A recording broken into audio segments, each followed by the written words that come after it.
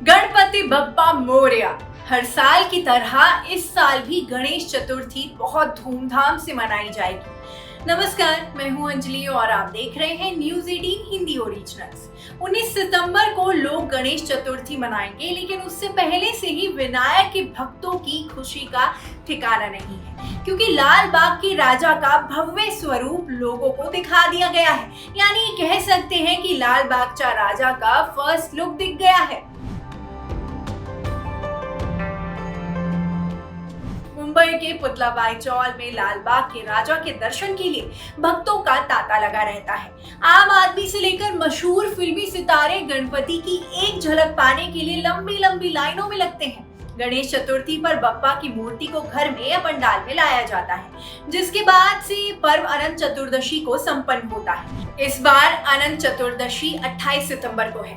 गणेश विसर्जन कर भक्त गणपति बप्पा से अगले साल फिर से आने की कामना करते हैं। लाल बाग के राजा का पंडाल पिछले कई दशकों से सजा रहता है और हर साल श्रद्धालुओं की भीड़ उमड़ती है। 15 सितंबर को लाल बागचा राजा सार्वजनिक गणेशोत्सव मंडल ने बप्पा की मूर्ति की पहली झलक दिखाई। गुलाबी रंग के वस्त्र, लाल और सफेद फूलों की माला, बप्पा की मूर्ति बहुत भव्य लग रही है।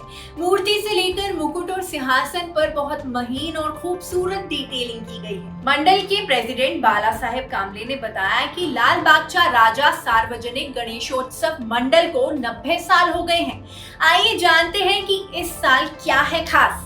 लालबाग का राजा सार्वजनिक गणेशोत्सव मंडल का इस साल ये 90 साल हुए, 90th ईयर।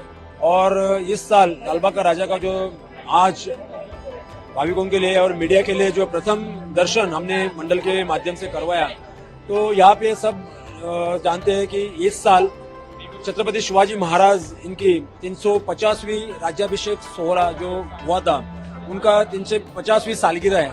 तो वो सब सामने रख के, छत्रपति शिवाजी महाराज की याद मन में रख के, इस साल लालबाग का राजा का जो स्टेज है, ये जो व्यासपीठ है, यहाँ पे लालबाग के राजा की मूर्ति छत्रपति शिवाजी महाराज की मेघडंबरी जैसे कहा जाता है, वो रायगढ़ में स्थापित है।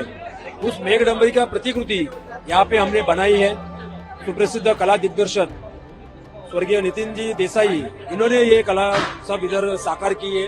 उनके कल्पना के अनुसार ये मेघडंबरी का प्रतिकृति यहाँ पे साकार हुई है और लालबाग का राजा की मूर्ति वो मेघडंबरी में प्रतिष्ठापना हुई है।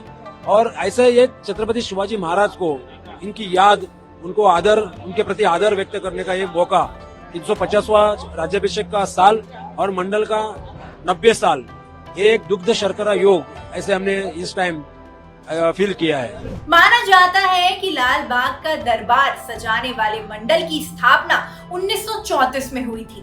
रिपोर्ट्स के मुताबिक 12 सितंबर 1934 को इस पवित्र स्थान पर गणपति की प्रतिमा की स्थापना की गई थी। धीरे धीरे लाल बाग के गणपति की महिमा बढ़ी और दूर दूर तक चर्चा होने लगी। मुंबई और देश के अलग अलग हिस्सों से दर्शन के लिए भक्त आने लगे। बता दें कि 1934 के बाद से हर वर्ष यहाँ गणपति की नई प्रतिमा स्थापित होती है।